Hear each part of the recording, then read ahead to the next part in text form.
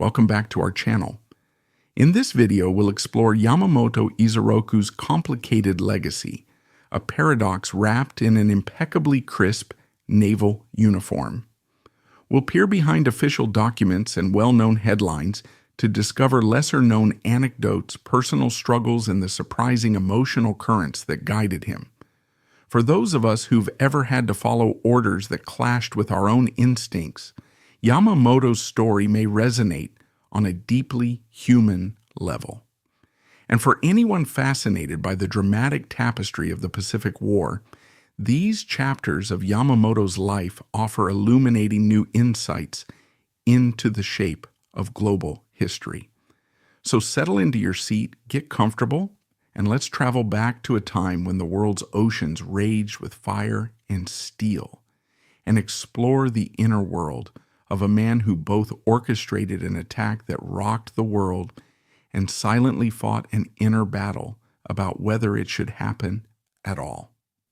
Yamamoto was born in 1884, at a time when Japan was rapidly transforming from a feudal society into a modern industrial power. Imagine the late 19th century, a country caught in the exhilarating whirlwind of modernization.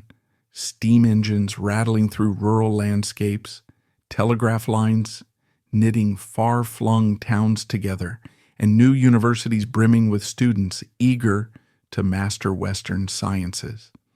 This was the Meiji era, an astonishingly fertile period for growth and learning. The sense of urgency in Japan then was palpable. The leadership was determined not to fall behind European powers that were rapidly colonizing much of Asia. Modernization of the armed forces, industries, and educational system happened at a rate that felt dizzying to many. In that environment, Yamamoto's formative years were shaped by this national ambition. Yet, he wasn't born with the surname Yamamoto. Originally, his birth name was Takano Isoroku, coming from a samurai lineage in Nagaoka, Niigata Prefecture. The ancient warrior culture still pulsed in the veins of many families during the Meiji era, and though the caste system had been officially dissolved, the pride and discipline of the samurai tradition persisted in households like that of Takano. He was adopted into the Yamamoto family, a fairly common practice at the time to ensure the continuity of a family line, and thus he became Yamamoto Isoroku. Even as a child, he stood out for his keen intelligence, inquisitive mind, and an unyielding will. Family accounts suggest that if he believed in something, he was devoted to it wholeheartedly. If the budding Japanese Navy was where he saw his future, he would throw his entire being into mastering naval arts. Yet it's worth noting that he also discovered an interest in English and the wider Western world from a relatively young age, influenced by Japan's feverish drive to learn from other nations. This was no small thing in a culture that, only a few decades prior, had been tightly closed off to foreigners. By the time he enrolled in the Imperial Japanese Naval Academy, he was already forging the traits that would define his later life: an analytical mind, a certain boldness in strategic thinking, and crucially, an openness to international perspectives. The Japan that Yamamoto inhabited as a cadet was feeling increasingly confident after its surprising victory over China in 1895. It had proven to itself and to the world that it could stand up to a neighboring giant. This victory, however, was more than just a morale booster. It paved the way for deeper militaristic ambitions. The Imperial Japanese Army and Navy both saw expansion and modernization as paramount to safeguarding the nation's interests. By the turn of the century, Japan's gaze was directed outward, seeking opportunities to solidify its standing on the global stage. When the Russo-Japanese War ignited in 1904, Japan had another chance to assert its emerging power. This conflict is often overshadowed by the world wars that followed, but in its time, it was monumental.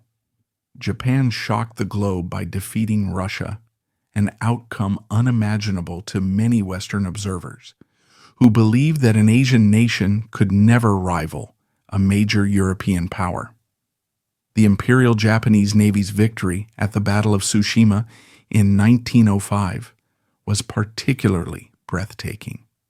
And it was there, in one of the war's decisive engagements, that Yamamoto received his first real baptism of fire.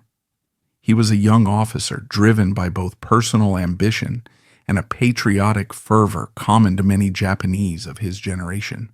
During the battle, he sustained severe injuries, reportedly losing 2 fingers on his left hand.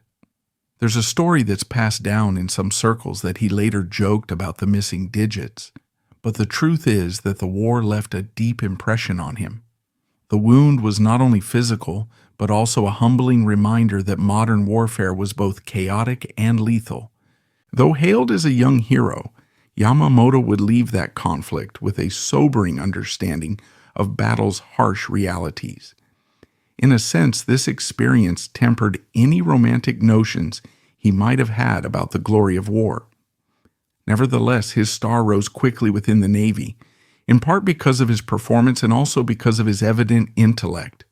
He found himself in the Naval Staff College and then, as fate would have it, traveled abroad to study in the United States. This was a pivotal period in his life. Imagine a young Japanese officer stepping onto American soil in the early 1920s, attending Harvard University, and witnessing American culture and industry firsthand.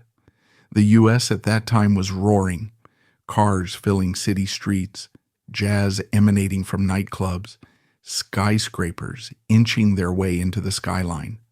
And while he was there primarily to study, Yamamoto immersed himself in the local lifestyle.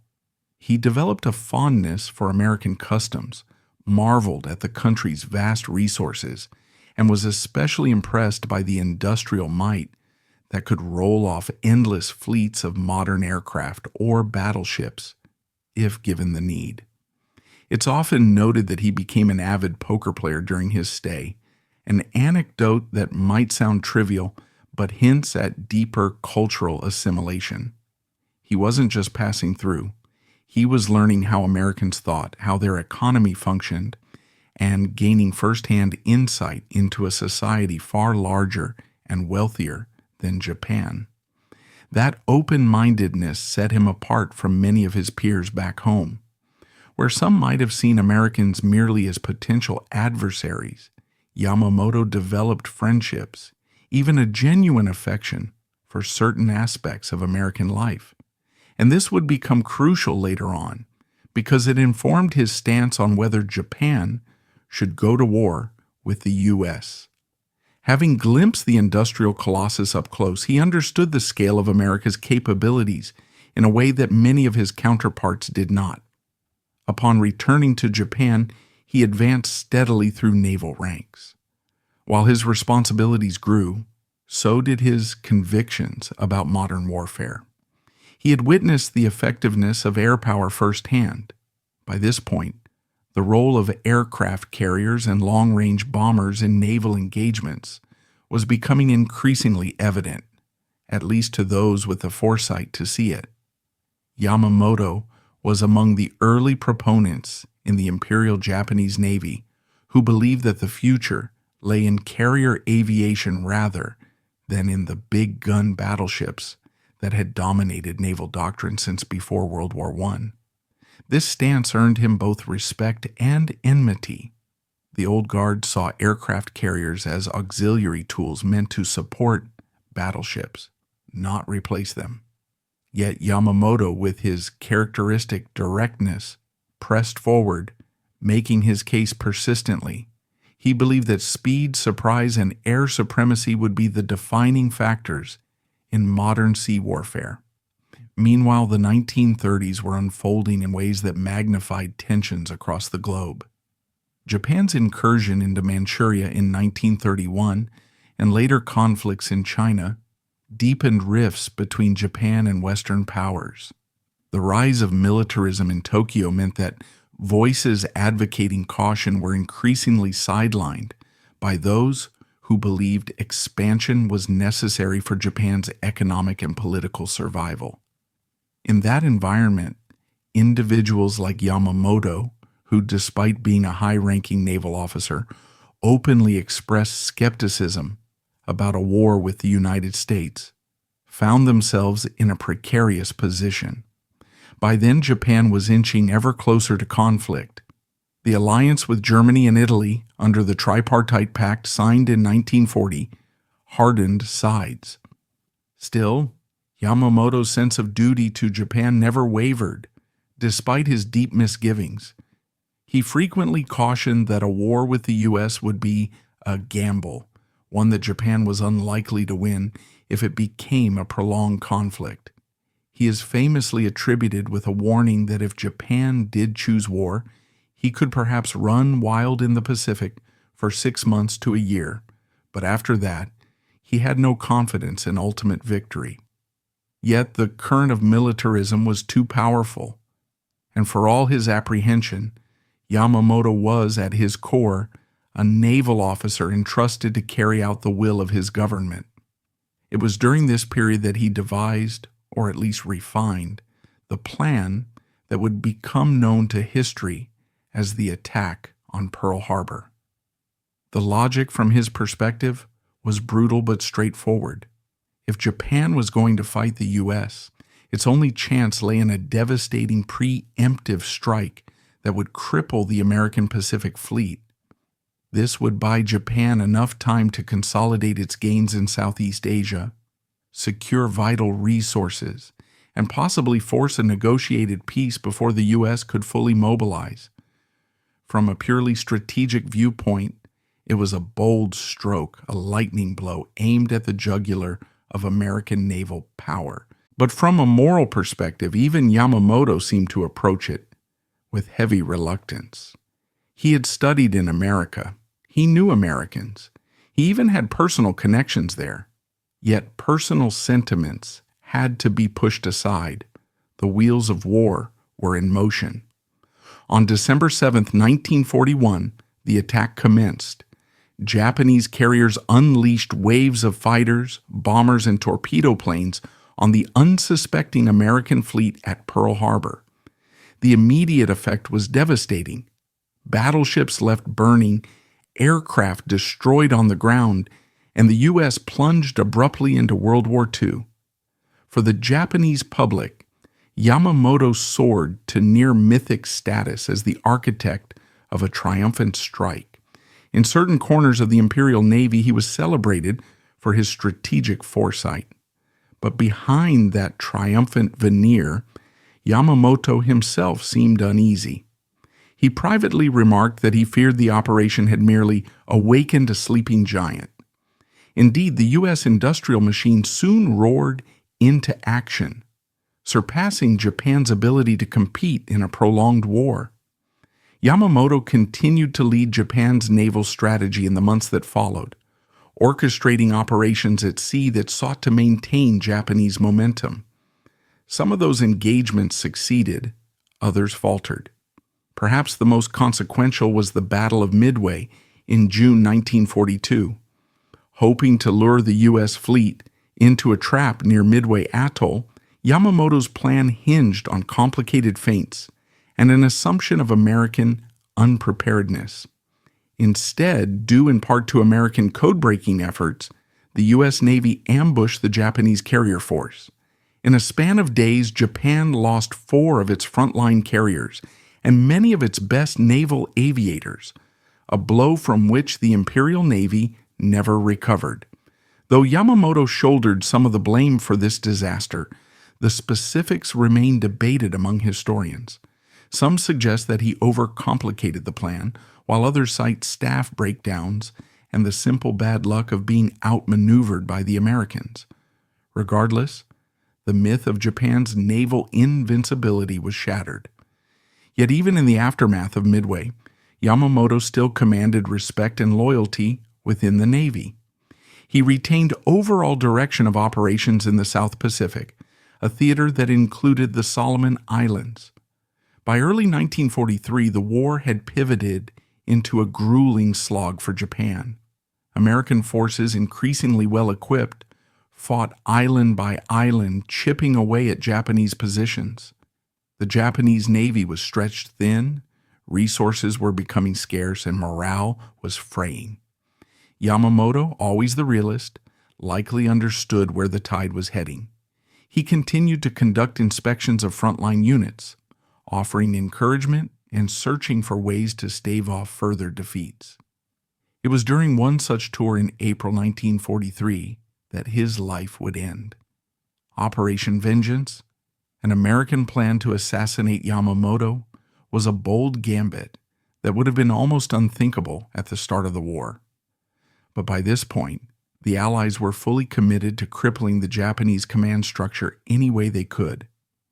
Through code-breaking and intelligence work, the U.S. discovered that Yamamoto planned a morale-boosting trip around the Solomon Islands region. They learned the precise route and timing of his flight. This was top-secret information. The U.S. carefully orchestrated a long-range fighter interception using P-38 Lightning aircraft, chosen for their extended range and firepower. The plan was to catch Yamamoto in midair and shoot his plane down. It was not subtle. It was in essence a targeted kill mission against a high-ranking military leader, justified by some as an attempt to decapitate Japanese strategic direction. On April 18, 1943, Yamamoto boarded his transport bomber. Despite the concerns of some Japanese officers, he insisted on keeping a punctual schedule, a trait he famously adhered to.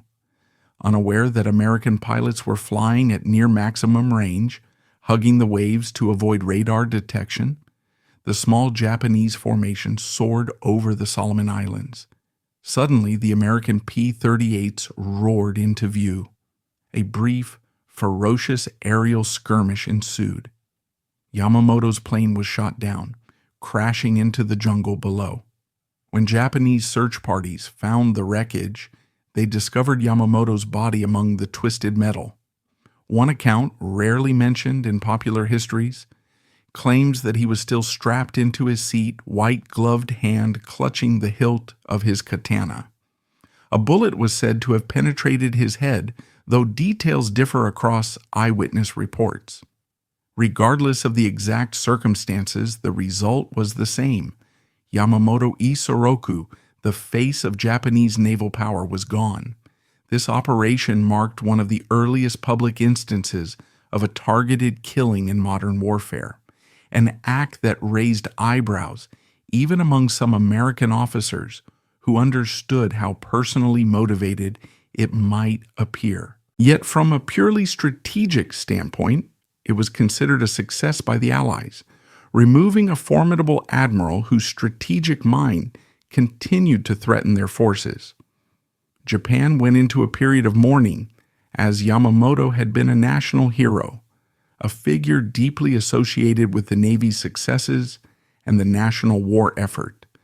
Now, to understand Yamamoto fully, we have to look beyond just the bullet points of his career, the success at Pearl Harbor, the defeat at Midway, and his assassination in 1943, and ask what personal stories and emotional layers shaped him. One story that rarely comes up in popular retellings involves his delicate health. Although famed for his stamina, he is said to have suffered from persistent stomach issues, possibly ulcers, which plagued him throughout his years of intense planning and travel. People close to him noted that, behind his unflappable exterior, he would occasionally be found in quiet corners, dealing with the pain. Another anecdote points to his compassion for his men. During inspections, he often insisted on tasting the same rations his sailors ate. If they were subpar, he demanded improvements, stating that morale hinged on these seemingly small details. It's a minor, almost trivial detail in the grand scope of war, but it speaks to a leadership style that recognized the human element in the machinery of battle. Emotional weight also appears in the realm of regrets and doubts. Letters and diary entries attributed to him reveal a man wrestling with internal contradictions. Although these letters are sometimes contested by historians, since many personal communications were lost or censored, fragments suggest he feared that the war was unwinnable and grieved over the bloodshed. One line often cited has him describing the Pearl Harbor attack as the most terrifying gamble he'd ever undertaken, reflecting not elation, but rather dread of what the future held. While these sources can be murky, they feed the impression of a thoughtful, introspective figure at odds with the militaristic fever that dominated Japan during those years. Naturally, Yamamoto's legacy stirs controversies. Some portray him as a brilliant strategist who recognized Japan's limitations yet carried out his orders with lethal efficiency. Others question his moral responsibility. Could he have done more to prevent the war with the United States? Did his advocacy for air power ultimately enable a bolder and more destructive military approach? And what about Pearl Harbor itself? An attack that, for many in the West, still symbolizes the dark side of surprise warfare. The nuance here is that Yamamoto didn't single-handedly decide to attack Pearl Harbor. This was the result of a broader political and military consensus, but because of his significant role in planning, he became the face of it. Many in Japan revered him, while many in America vilified him. The truth, perhaps, is more complex. He was a dutiful officer caught in the relentless current of history, performing his duty even as he braced for the consequences he had warned about. On the topic of moral accountability, historians still debate the degree to which Yamamoto tried to dissuade Japan from war. Some argue that his protests were strong but private, meaning they had little effect on Japan's militarist leadership. Others speculate that if he truly believed war was disastrous, he could have resigned in protest. But that would have meant abandoning a deeply ingrained sense of honor and loyalty to his nation, something not easily done in an environment where dissent was seen as betrayal. Moreover, from a purely practical standpoint, Yamamoto might have calculated that if he left, the planning would be handled by those he considered far less cautious, leading to an even more reckless strategy with more horrifying consequences. These are the moral knots that people in positions of influence sometimes find themselves tied in. When the tide of national policy surges forward, individual agency can feel alarmingly small. In modern discussions, especially among scholars outside Japan, there's also the question of whether the U.S.'s Operation Vengeance was justified. Killing a uniformed officer who was traveling for the purpose of inspection might be considered a legitimate act of war by some definitions, but it certainly opened the door to a new era of targeted operations. This debate taps into broader questions about international law, the rules of war, and the slippery slope of assassinating enemy leaders. Was Yamamoto merely the first high-profile example of a method that has since become more commonplace in global conflicts? The historical debate rages on, with some praising the Americans' daring and others cautioning about the precedent it set. If we zoom out to look at Yamamoto's broader historical significance, there are several layers to consider. First, his early adoption of carrier warfare presaged a new epoch in naval combat. Long after the war, navies worldwide pivoted toward carriers as their central capital ships, a shift that was accelerated by the lessons of the Pacific Theater. Yamamoto's push for air power helped shape that evolution. Secondly, his life underscores the tragic dimension of warfare in that some of its central figures deeply doubt the conflicts they are tasked to wage. He exemplifies how one can be both an instrument of national policy and a reluctant agent within it. Thirdly, his assassination became a landmark event, demonstrating how intelligence breakthroughs and long-range air capabilities could change the nature of wartime leadership safety. The world was put on notice that no commander was fully out of reach. This is the story of Yamamoto Isoroku, an admiral of profound ability who embodied the complexities of Japan's wartime leadership. He believed in the might of air power, orchestrated one of the most consequential surprise attacks in history, and yet foresaw, maybe more than anyone else in Tokyo's upper echelons, the looming catastrophe. His is a life that urges us to see nuance, to explore the hidden corridors of decision-making and conflict, and to remember that even legendary figures struggle beneath the weight of their obligations. History remembers him in various ways, featured in countless books, documentaries, and major motion pictures. But if we set aside the cinematic flair, we find a man whose life was shaped by loyalty, duty, ambition, and an acute awareness of the tides of global power. Perhaps more than anything, Yamamoto's story invites us to pause and reflect on how easily nations can race into catastrophic wars. It's a cautionary tale that resonates through the ages, reminding us of the fragility of peace and the high stakes of leadership choices. Thank you for accompanying me on this deep dive into Yamamoto's life and legacy. Hopefully, his story will linger in your thoughts long after the final words have faded, prompting you to ponder the fine lines between duty and doubt, caution and valor. Such reflections enrich our understanding of the past and remind us that in each figure from history, no matter how imposing, beats a heart full of dreams, fears, and contradictions.